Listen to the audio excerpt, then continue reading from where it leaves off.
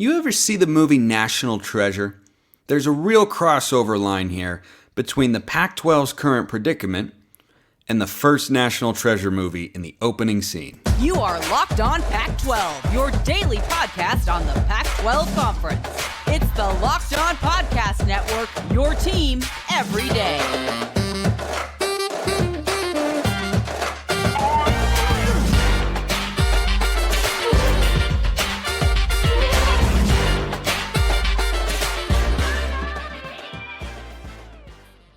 Welcome, everybody, to another episode of Locked On Pac-12. I'm your host, Spencer McLaughlin. Thank you so much for making this your first listen or your first view of the day. Part of the Locked On Podcast Network, your team every day, and your number one source to stay up to date with our media rights and mostly team-free and beloved, I think, Conference of Champions. Like, comment, subscribe, rate, review, please and thank you wherever you listen to or watch the show, which today is brought to you by LinkedIn. These days, every new potential hire can feel like a high-stakes wager for your small business. That's why LinkedIn Jobs helps find the right people for your team faster and for free. Post your job for free at linkedin.com/lockedoncollege. Terms and conditions apply. So we're going to talk about realignment stuff and then Washington State later in the show, who have a big opportunity that goes beyond football this year. But you ever watch National Treasure? I love those movies. I wish they would make 7 more with Nick Cage and Justin Bertha and Diane Kruger. I want more with those 3 at the heart of it. In the first one, the clue that they are initially exploring with Ian Howe, portrayed by Sean Bean, is the secret lies with Charlotte, which is a ship that crashed into the Arctic, was frozen under ice. They found it, excavated, and all that sort of stuff. But the key phrase that they were discussing was the secret lies with Charlotte. And the secret to the Pac's success lies with Stanford and Cal. That game a year ago that was one of the most watched regular season Pac-12 games in all of 2022, mind you. That game that was played between 2 teams with losing records combining to go 7-17. That game featured the 2 teams whose schools hold the key to what the Pac-12 does next. I'd strongly encourage all of you to go to listen to the Bald-Faced Truth interview. That's John Canzano's show with Scott Barnes, the athletic director from Oregon State. I thought he was very open, very candid, and very honest. And I think what Oregon State and Washington State have done is, they've been put into a bad situation here. But I actually think right now, from a PR standpoint, both schools are playing this exceptionally well. Because what's happening is every time I see someone from either of those schools talk, they are honest, they are open, they are committed to their student athletes, to their fans, to their communities, to everything about that. They're saying all the right things to keep themselves viewed in a positive manner. You know, Scott Barnes talked about, I feel like they might have buyer's remorse one day. This stuff was all done so quickly. I think that's a fair comment to make. I don't think it's an accurate one, but I don't think it's an unreasonable one to make either. But we're not seeing a lot of that sort of negative energy. We're not seeing saltiness. We're not seeing anger. We're not seeing bitterness. We're not seeing jabs from them. They are doing all that stuff in a way that I think is making them look as good as they possibly can. Now, it has to get backed up on the football field here, but they are waiting to see what happens with the Pac first, because that is their preferred option, it appears, is to stay with the Pac. Now, there are flaws with that option. There are upsides with that option. And what I would encourage all of you to remember in all this realignment stuff right now, as it specifically pertains to what's going to happen with the Pac-4 schools that are left, is that every single option has got pluses and minuses. There is no perfect scenario, and the net result is probably negative. It's hard to see a world in which Oregon State and Washington State in the short term end up better off than they were before the Pac basically imploded. Pretty hard to see that, right? Some would say impossible. I don't know that I would argue that point. So unless the Big 12 changes its mind, I think the Big 12 is done for now.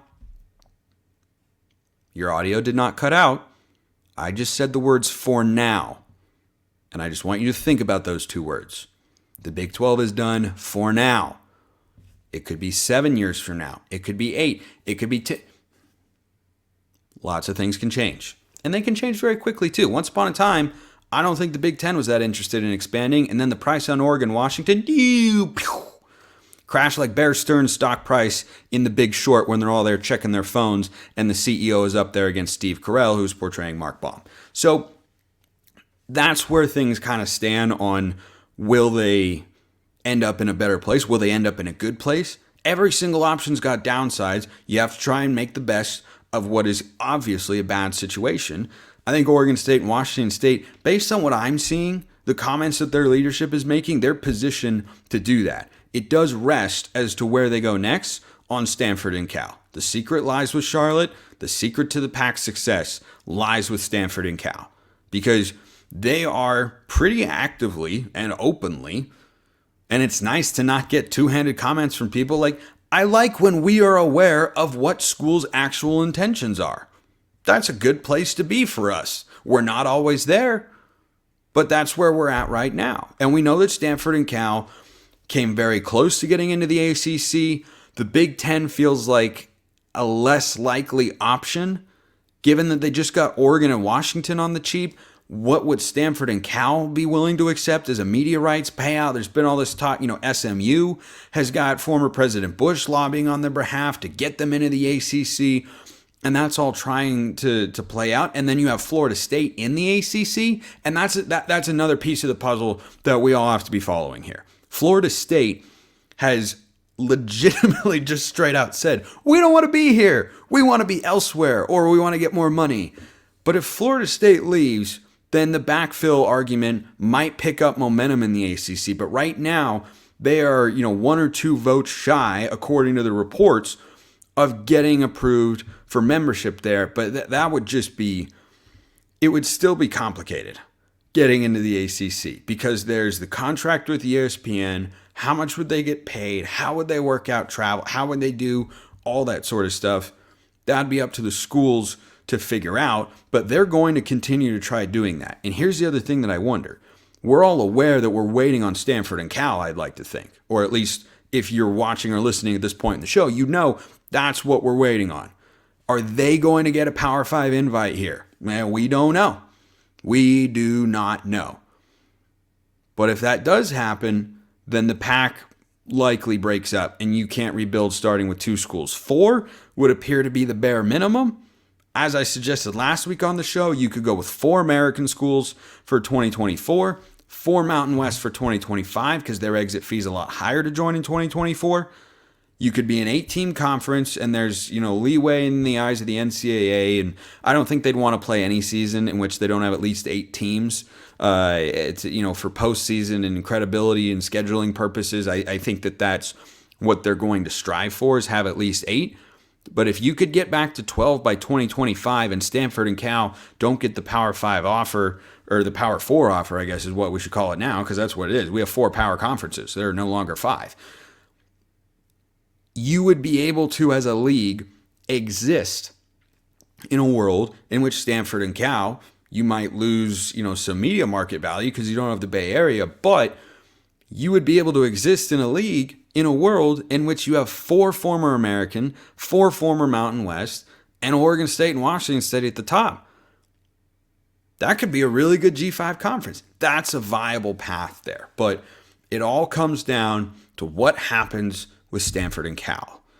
We have to get a decision on that front. We don't appear close to one, but we could be close to one. Heck, they could be deciding by the time you listen to or watch this show. Who knows? Who really knows? I mean, we don't. We certainly don't know. Somebody knows. And when we find out, we'll come and react to it at the time. But I would think, this is just me spitballing. This is not a sourced report or anything of that nature. I would think they want to get this done before the season starts. But I would have thought I did think the Pac-12 was going to be able to get together a good enough media deal to keep everybody together. And it kind of looked like they'd done that, and then the Big Ten got involved. So this is a rapidly evolving landscape, but college football starts, this week We have football this week. I don't know how much longer this is going to go on. I'd be shocked. I've been shocked before. I'd be shocked if we're still talking about this sort of stuff as we get into the October, November, December months. Feels like finality has to come pretty soon, because who wants to coordinate, conference realignment in the midst of a football season? Who wants to deal with that cloud hanging over the program? I know the coaches don't. They don't have as much a say in the matter as they might like, but they don't want to have to deal with that sort of stuff. How could you? You want to focus on football. And later we're focusing on Washington State, because they've got a big opportunity to set themselves up just like Oregon State beyond this round of realignment. You have an opportunity to find the best qualified candidates available with LinkedIn Jobs. These days, every new potential hire can feel like a high-stakes wager for your small business. You want to be 100% certain that you have access to the best qualified candidates available. That's why you have to check out LinkedIn Jobs. LinkedIn Jobs helps find the right people for your team faster and for free. So go in there, create a free job post in minutes, super easy. Add the purple hashtag hiring frame to your LinkedIn profile to spread the word that you're hiring. Simple tools like screening questions make it easy to focus on candidates with just the right skills and experience, so you can quickly prioritize who you'd like to interview and hire. LinkedIn Jobs helps you find the qualified candidates you want to talk to faster. Post your job for free at linkedin.com/lockedoncollege. That's linkedin.com/lockedoncollege. Post your job for free. Terms and conditions apply.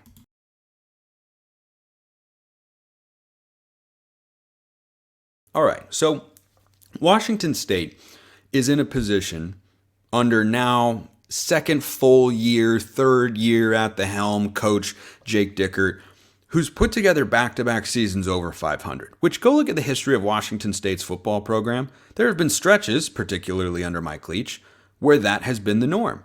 There have also been a lot of stretches where that has not been the norm.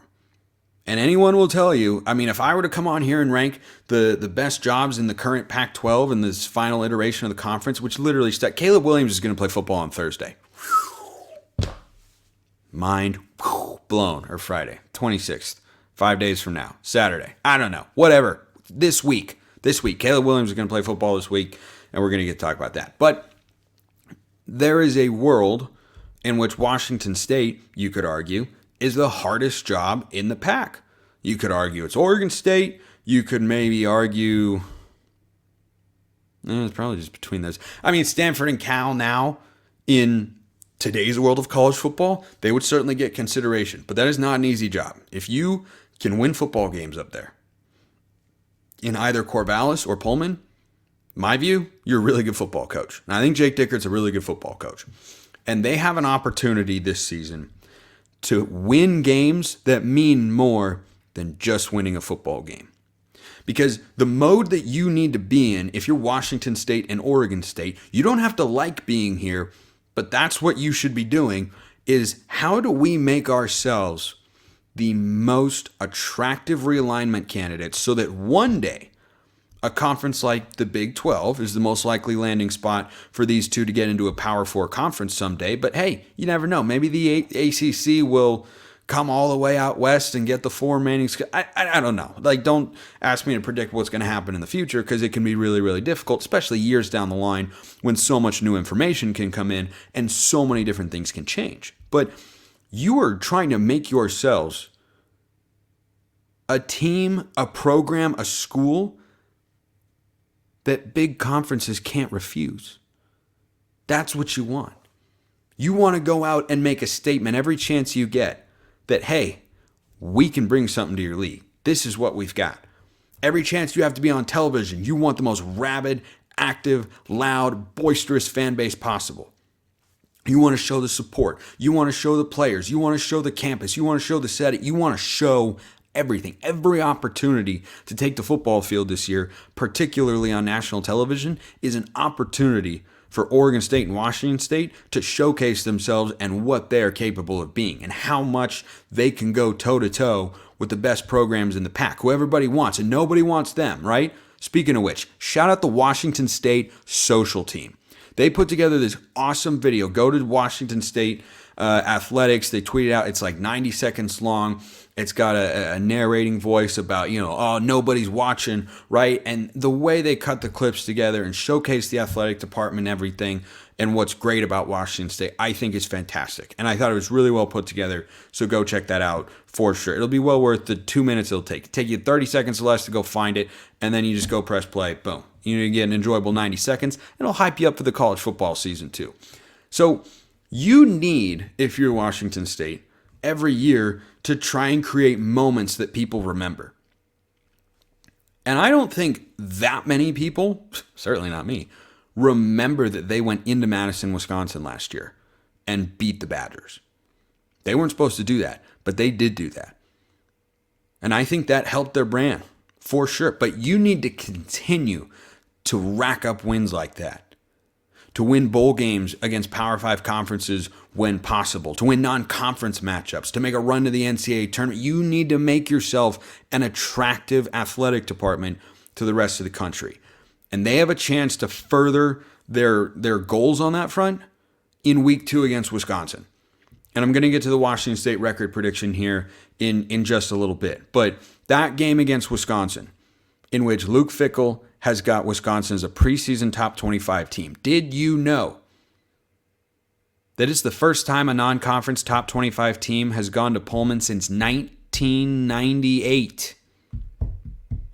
Yeah, think about that. It's been 25 years since an opportunity like this presented itself, and it comes amidst groundbreaking change and disruption in college football. And you've got a chance at 4:30 Pacific, 7:30 East Coast time on ABC to play the Badgers, who've got a new coach that everybody knows really well because he's been around college football a long time. Only head coach to take a G5 team to the playoff. That guy's coming into your backyard. And if they go out there and beat Wisconsin, it would mean even more to the Badgers this year than it did to do it last year. And make no mistake, it was a noteworthy victory in a major way for Washington State to go win in Madison, Wisconsin. That's not supposed to happen. You're not supposed to do. That's the Big Ten. That's a great program in the Big Ten historically. Washington State, that's a lower tier team in the pack. They can't go, but they did. And if they come out this year and they beat the Badgers, that is a big, big time statement by Jake Dickert, who is one of those people that I talked about earlier. Every time I see him speak on this realignment stuff, I just become more of a fan. I really do. I think he's honest. He's genuine. He loves where he is. I don't think he has a side eye of where he wants to go, where he would want to end up. No, I think he is where he wants to be. He wants to be at Washington State University. He likes being there. And I respect the heck out of that guy. I really do. So let's get to their schedule. They open on the road, actually, at Colorado State. They beat them pretty handily at Martin Stadium a season ago. They will be a significant favorite in the game. Games on CBS Sports Network. It is next Saturday. You don't love opening on the road. It'd be a nice test in that sense. Colorado State, not a big brand in the Mountain West. I'll be honest, I haven't done a full deep dive on the Rams. You know why? Because I don't think anything they could do is going to match up what Washington State is going to bring to them this year. I don't think they can. And I don't think that's a very hot take either. So I think Washington State starts 1-0. Might not always be pretty. On the road, first game jitters, working out the kinks and everything, new offensive coordinator. All right, might not be perfect. They might not cover the game, but I think they're going to win the game.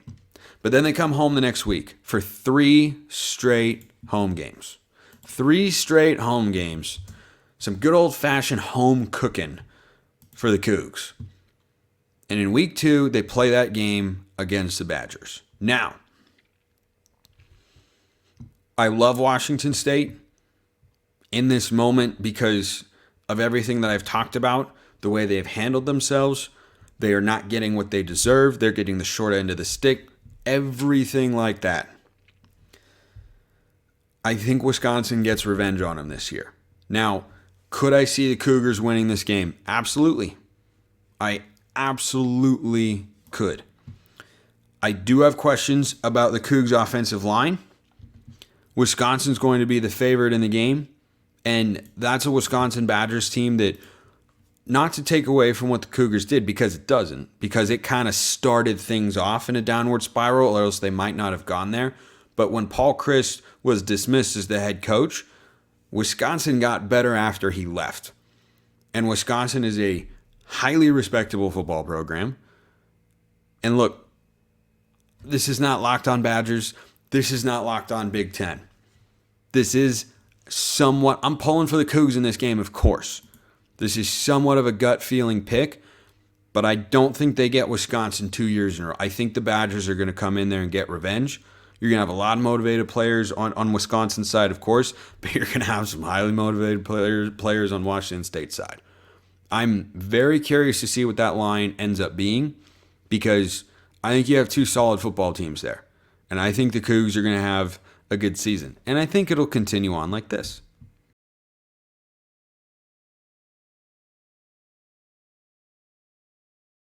They stay at home. They play Northern Colorado. That's an FCS opponent out of the Big Sky. W. Next question. Oregon State, preseason top 25. A lot of expectation for the Beavs this year. A lot of hype. And I tell you what, to people outside the pack, this game just got a lot more interesting. Because here are the two schools who, as you're listening to or watching the show, we don't know what their conference future is going to be. At least as I record it, we don't know what it's going to be, what it's going to hold. But the amount of attention surrounding those two programs, those two universities, has increased significantly over the last couple of months. So when you tell me that they begin conference play with one another, yeah, that might get a few more people's attention. But that game, which should be on ESPN, we'll see if it is. It is the Pac-12 after all. That's a massive game for both teams, because that is a tone setter. That is a tone-setting football game in a place where Washington State has historically been scrappy as can be and tough to beat at Martin Stadium. They were a year ago. They had Oregon dead to rights in 2022. Should have beaten them. Outplayed them for 3.7 quarters. And then the Ducks had a late fourth quarter surge and snatched it away from them. That was a good football team. That was a Washington State team that started 4-1 a year ago. And remember what the big question was for the Cougars last season? What was their big question? Or sorry, going into this season. What was the big question I asked going into this show? What version of Cam Ward are we getting?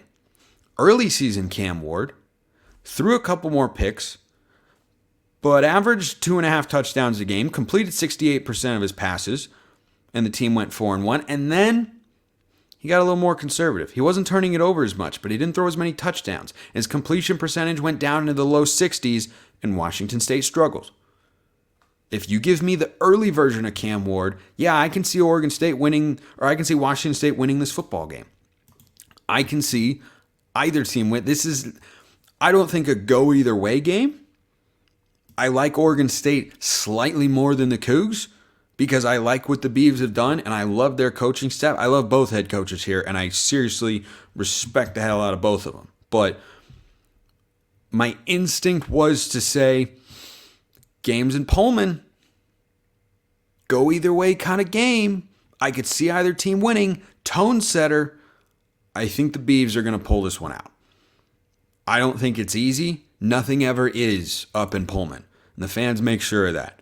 But I think Oregon State gets that big win. And then I think on the road the next week, UCLA is going to be a decent team. I'm down on them by the standard that they could be a Pac-12 contender.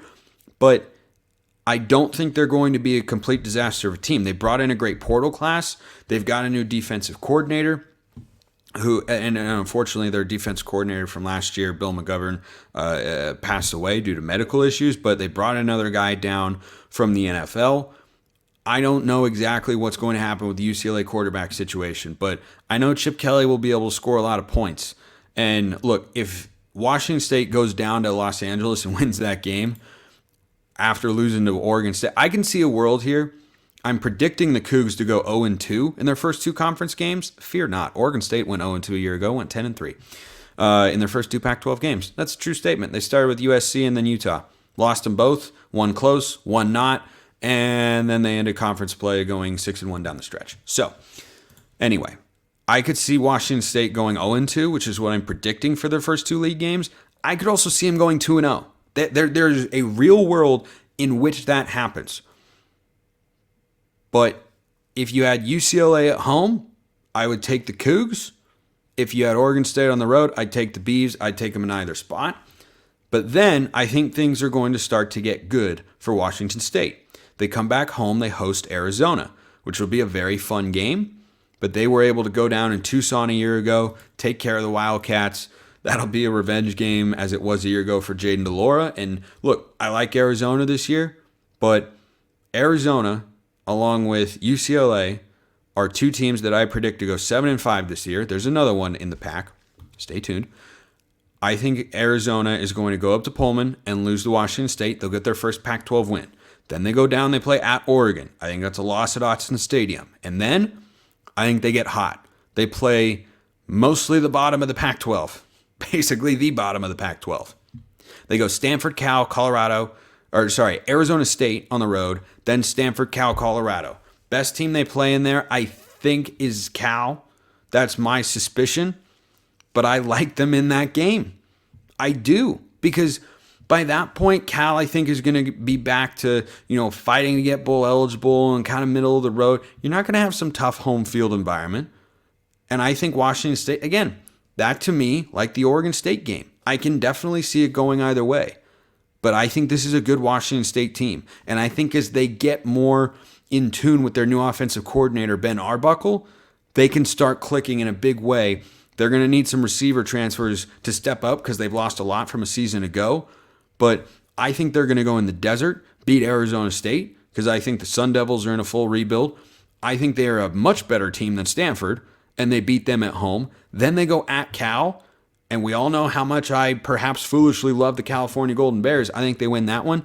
And then they come back home, they play Colorado. And once again, I think Washington State's a better team, and I think they're at home. So I think that's a W4. And though I think this is a good Cougs team, and I like Cam Ward, and I like the offensive coordinator hire, I think they will go and lose to Washington. That game is in Seattle. Tough place to play. Tough place. I actually picked Washington State to beat the Huskies a year ago. They hung around for a while. Huskies eventually pulled away. Assuming everybody's fully healthy, I'll take Washington in that game at Husky Stadium in the Apple Cup, which could be the final iteration of it. You want to talk about a statement game? You want to talk about a statement opportunity here? That game against Washington. Couple of notable breaks for Washington State on their schedule this year. I think they're back over 500 once again under Jake Dickert. They do not play Utah, and they do not play USC. They play Colorado and UCLA instead in that rotation of schools from the former Pac-12 South. That's a big, big break. To not play those two, who are maybe the 2 best teams in the pack, and to play the other 2 instead, that's a big break.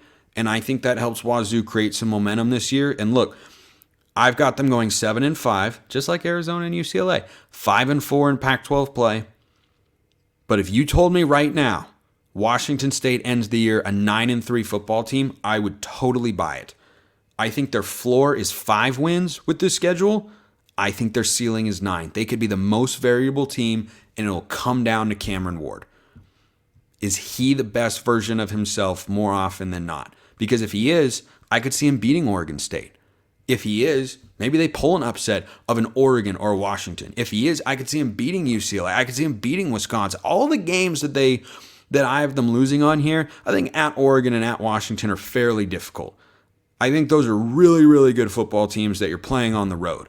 But the other 3 losses I've given them, Wisconsin has got a new head coach. Oregon State you have at home, and UCLA is one of my fade teams in the pack, team that I'm kind of down on this year. I don't know when I'm getting the quarterback situation there.